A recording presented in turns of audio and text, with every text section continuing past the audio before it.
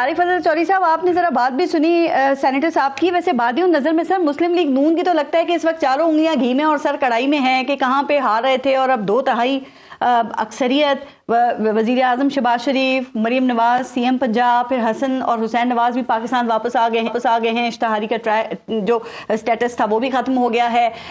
इदारे भी एक पेज के ऊपर हैं। तो तारिक फजल चौधरी साहब, वैसे आप समझते हैं ये सब कुछ देर पा भी साबित होगा? जी बिस्मिल्लाहिर्रहमानिर्रहीम। देखिए, आपने मुख्तलिफ जो वाकयात हैं या मुख्तलिफ जो सिचुएशंस हैं उनको आपस में मिक्स कर दिया है। इनका एक दूसरे से कोई ताल्लुक नहीं है जी।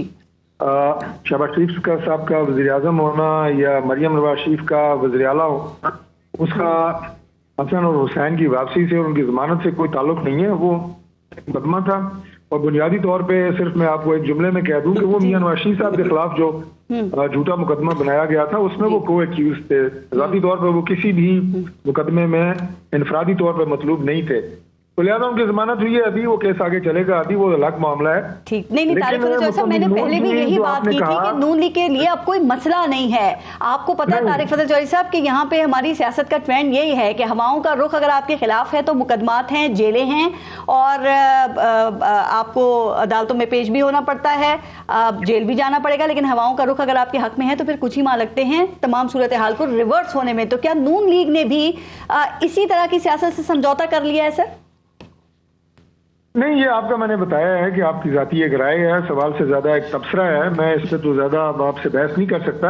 अच्छा। लेकिन मियां नवाज शरीफ साहब ने जो तकालीफ उठाई हैं जी, वो आपको पता है कि उसमें से बरामद कुछ भी नहीं हुआ। एक तरफ एस्टैब्लिशमेंट आप कहें और खासतौर पर इमरान खान साहब की जो 4 साल हुकूमत थी उसमें जो मुकदमात बनाए गए उसमें से निकला क्या? पाकिस्तान मुस्लिम लीग नून की मरकजी क़यादत और हमारे तमाम जो वज़रा, मेंबरान कौमी असम्बली, सीनियर क़यादत, कौन सा ऐसा जो जेल में नहीं गया? और अगर किसी के खिलाफ मुकदमा नहीं बन सका तो उस पर राना सनाउल्लाह जैसे एक सीनियर मेंबर पे उन्होंने हीरोइन डाल के उन्हें 1.5 साल के लिए अंदर कर दिया। ये मुकदमा जो झूठे थे, आखिर इन्होंने अब झूठ की कोई उम्र नहीं होती। आप ठीक कह रहे हैं, मैं यही आप जिसको मेरा तबसरा कह रहे हैं, मैं वो यही सवाल आपसे कर रही थी। जो स्मूथ सेलिंग है चीजों की, ये कब तक चलती हुई आप देख रहे हैं? आपके साथ भी ज्यादती हुई और अब पीटीआई भी कहती है उनके साथ भी बड़ी ज्यादती हुई है। लेकिन इस वक्त जो सूरत हाल है, जो सेटअप है, ये कितने अरसे तारिक फजल चौधरी साहब स्मूथली चलता हुआ देख रहे हैं आप?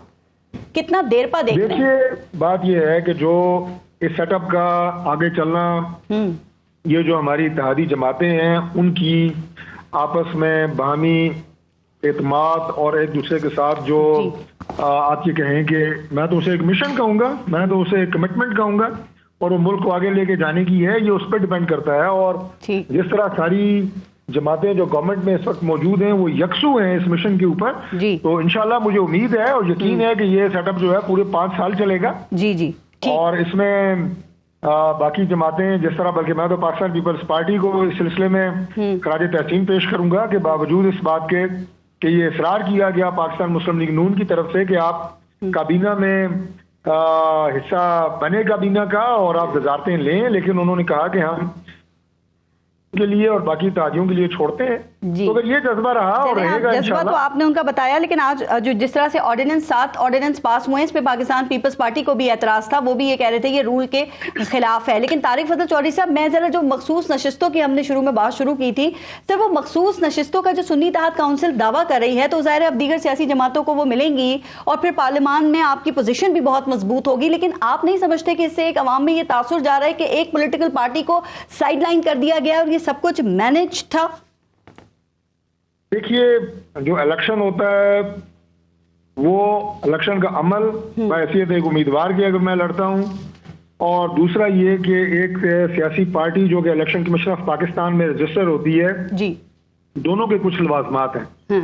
और अगर आप वो पूरे नहीं करेंगे और आप उसको सियासी इंतकाम और मैनेजमेंट और फलां फलां फलां कहें तो ये आपकी मर्जी है, इसमें तो कोई ममानियत नहीं है। आप इसको अमेरिका की मुदाखलत कहें, रूस की मुदाखलत कहें। अब मैं कागजात नामजदगी अपने दाखिल ना करूं और मैं कहूं कि मुझे इलेक्शन सिंबल अलॉट नहीं हो रहा और उसमें रूस जो है उसने मुदाखलत कर दी है, तो आप मुझे रोक तो नहीं सकती, मैं जो मर्जी कहूं। बात यह है कि मखसूस नशिस्तों के हवाले से जो तरीकाकार पाकिस्तान तहरीक इंसाफ ने अपनाया है उसके ऊपर उनके अपने मेंबरान तनकीद कर रहे हैं कि गलती हमसे हुई है, हमें चाहिए था कि हम किसी ऐसी जमात का हिस्सा बनते जिसने खवातीन की ठीक कह रहे हैं शेर अफजल मरवत ने कहा, सेनेटर अली जफर ने भी यही बात की है सर। लेकिन देखिए चलिए, एक तो मखसूस नशिस्तों वाला मामला और फिर ये जो फॉर्म 45 वाला मसला है, ये भी अपनी जगह बरकरार है। आपने देखा कि जहां पे रिकाउंटिंग हो रही है वहां पे अब मुस्लिम लीग नून के जो लोग हैं वो जीतते हुए नजर आ रहे हैं ना, और ये कई जगहों पर ऐसा हो चुका है। तो सर इसका मतलब फिर तारिक फजल चौधरी साहब इलेक्शन तो मशकूक है ना, और दीगर सियासी जमातें भी इल्जाम लगा रही हैं, और पीटीआई तो कह रही है कि भाई आप फॉर द टेस्ट केस आप 30 हल्के खोल लें या फिर आप जुडिशियल कमीशन बना दें, तो अब इसमें क्या रुकावट है? देखिए, मुझे ये बताएं कि 1970 से लेके आज तक पारिस 12 इलेक्शन हुए हैं जी। कौन सा इलेक्शन है जिसको शकूको शुबात से आप पाक कहेंगी, या जिसके ऊपर हारने वाली जमात ने, बेशक हम ही हो, सर हल क्या है लगाए हो? आगे भी ऐसे ही होता रहेगा तारिक फजल चौधरी साहब? मेरी ख्वाहिश है कि ऐसा ना हो, आपकी भी यही ख्वाहिश है कि हम अपनी जिंदगी में एक ऐसा इलेक्शन देखें पाकिस्तान में कि जिसके ऊपर इल्जामात ना लगे, ना धांधली के लगे, ना प्री पोल रिगिंग के लगे, ना पोस्ट पोल रिगिंग के लगे, ना इलेक्शन डे की रिगिंग पे लगे, लेकिन उसके लिए तमाम फोरम मौजूद हैं। देखिए 2018 में, बड़ी मुख्तसर सी बात मैं करूंगा, 2018 के इलेक्शन में हमारे शदीद तरीन तहफ़्फ़ुज़ात थे, धांधली के, मैनेजमेंट के, आरटीएस के, और जो हल्के खुले, डिप्टी स्पीकर साहब का हल्का खुला, सूरी साहब का 50,000 जाली वोट निकल आए, अभी भी वही फोरम मौजूद है। अभी ये किसी की ख्वाहिश के ऊपर हल्के नहीं खोल सकते कि कोई कहे जनाब हल्के खोल लो, सर मामला हल होना चाहिए, हमें आगे बढ़ना चाहिए। तारिक फजल चौधरी साहब, अब जब सेटअप एक बन गया है, गवर्नमेंट आ गई है, तो उसको आगे तो चलना चाहिए ना फिर। तारिक फजल चौधरी साहब, तो मैं वो ब्रेक से पहले आपसे पूछ रही थी कि वो ईद के बाद तो अब पाकिस्तान तहरीक इंसाफ कह रही है कि कोई बड़ी एजिटेशन जो है उसकी धमकियां दी जा रही हैं, तो इसको कैसे अब हैंडल या मैनेज किया जाएगा सर? देखिए, पारिस गवर्नमेंट कोई भी हो, वो इस तरह की सिचुएशन को अच्छे तरीके से मैनेज कर लेती होती है। ये कोई ऐसा चैलेंज नहीं है, मुश्किल जरूर होती है, लेकिन बहरहाल गवर्नमेंट ने अपना काम करना होता है जी। लेकिन अकल का तकाजा ये नहीं है, ना ही ये कोई पॉलिटिकल विजडम आपको ये बात कहेगी कि मौजूदा सूरत हाल में जिसमें मुल्क इस वक्त शदीद तरीन बहरानी कैफियत से गुजर रहा है, उसमें आप एजिटेशन, प्रोटेस्ट और लॉन्ग मार्चेस, सड़कें बंद करना, शहर बंद करना, ये सारे काम करें। ये कोई हिकमत की या दानाई की बात नहीं है। लेकिन अगर पाकिस्तान तहरीक इंसाफ ने यह फैसला किया, जाहिर है, और कोई ऑप्शन हमारे पास ना हुई तो उसको तो मैनेज तो करेंगे। बाकी सेनेटर साहब जो हैं, उन्होंने जो बात अभी की है, देखें ये अब बात कर रहे हैं अदलिया की, तो जितने भी फैसले इस वक्त हुए हैं उसके पीछे एक बैकग्राउंड मौजूद है। मैंने आपसे ये बात बड़े एक सिंपल से और सादा से अंदाज से की है कि मैं इलेक्शन लड़ने के लिए अपने फार्म जमा ना कहूँ और उसे बैरूनी मुदाखलत करार दे दूँ, तो कहने को तो मैं जो मर्जी कहूँ। इसी तरह पॉलिटिकल पार्टी की रजिस्ट्रेशन के भी कुछ रूल्स एंड रेगुलेशंस हैं, और जो आपकी मखसूस नशिस्तें हैं वो क्लेम करने के भी कुछ रूल्स हैं, कुछ तरीक़ाकार हैं। मैं तो ये गुजारिश करूंगा कि बजाय हम इस बहस को टॉक शोज पे करने के और दलीलें जो हैं वो टॉक शोज पे देने के, अच्छा वकील करें और अदालत में जाएं, और अगर इनके पॉइंट सॉलिड हैं इन्हें मिलनी चाहिए। किसी जमात को, मैं आपको बिल्कुल यकीन से कहता हूँ, कोई शौक नहीं है कि वो पाकिस्तान तहरीक इंसाफ की हिस्से की कोई नशिस्त ले, किसी जमात को कोई शौक नहीं है। अब ये फैसला इलेक्शन कमीशन ने करना है या अदालतों ने करना है कि जो मखसूस नशिस्तें तारिक फजल चौधरी साहब वो ये कहते हैं कि जो धांधली का इशू है वो असर नहीं कर रहा, पूरी की जाए तो कैसे की जाए, उसका तरीकाकार इलेक्शन कमीशन और अदालतों ने बताना है। सर वो कह रहे हैं कि मसला ये है कि जो धांधली के इल्जामात इस वक्त पीटीआई या सुन्नी इत्तेहाद काउंसिल की तरफ से लगाए जा रहे हैं उसका कोई असर सामने नहीं आ रहा। रिकाउंटिंग में जाते हैं, वहाँ पे नून लीग के लोग जीत रहे हैं।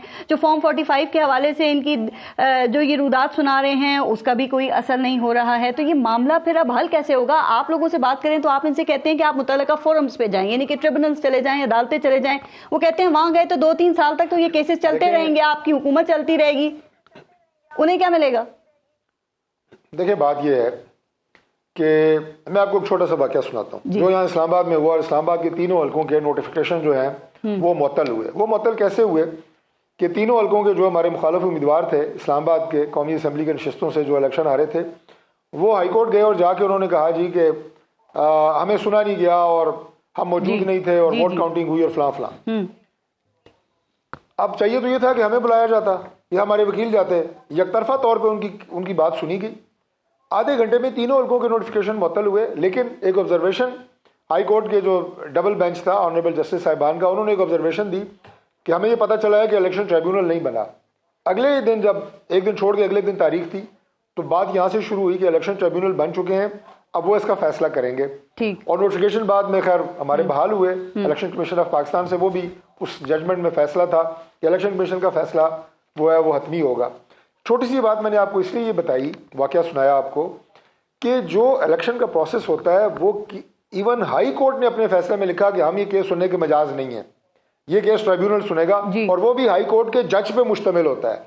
वो ऐसा नहीं है कि कोई यहाँ पे कोई एसी या मजिस्ट्रेट जो है वो ट्राइब्यूनल सुनता है। हाई कोर्ट के जजेस, पंजाब में भी हाई कोर्ट के जजेस, बाकी सूबों में भी हाई कोर्ट के जजेस। तो अगर आप मुतलका फोरम ही इस मामले को आगे लेके जाएगा, कोई हल्के खुलते हैं, कोई रिकाउंटिंग होती है या कुछ होता है। ये शिकायत मैंने आपको बताया कि 2018 के इलेक्शन में भी बदरजा उत्तम मौजूद थी, उसमें भी हमें बेशुमार हल्कों के ऊपर एतराजात थे, जो हल्के खुले वहां पे डिस्क्रिपेंसी सामने आई, लेकिन अब पार्लियामान का हिस्सा बने। हमने 4 साल इमरान खान साहब की गवर्नमेंट, और पहले दिन लीडर ऑफ अपोजिशन शहबाज शरीफ साहब ने कहा कि हम बातचीत के लिए भी मिलजुल के चलने के लिए तैयार हैं। हालांकि मुतफिका अपोजिशन का, मुतहदा अपोजिशन की डिमांड ये थी कि हम बाइकआउट करें, हम असेंबली का बाइकआउट करें, हम इस कार्रवाई का हिस्सा ही ना बने। लेकिन फराख दिली के साथ हमने कहा हम अपना जो हमारे एहतजाज है उसको साथ लेके चलेंगे, कानूनी चाराजोई भी करेंगे, लेकिन मुल्क को आगे बढ़ाने के लिए पार्लियामान का हिस्सा बनेंगे। वेलकम कहते हैं, आए बात करें, बैठे, मुतलका फोरम के पास भी जाएं, हमारे पास भी हैं। अगर हमारे साथ बात करके वो हल्का खोलना चाहते हैं, मोस्ट वेलकम। लेकिन अगर आप अगले 4-5 साल सड़कों पे गुजारना चाहते हैं, पाकिस्तान के लिए मुश्किलात पैदा करना चाहते हैं, मैं आखिर में एक जुमला कहूंगा कि लड़ना अपोजिशन ने गवर्नमेंट के साथ होता है, रियासत के साथ नहीं लड़ना होता। ये जो एहतजाज करना, मुल्क बंद करना, सिस्टम के खिलाफ खड़े हो जाना, ये पाकिस्तान के खिलाफ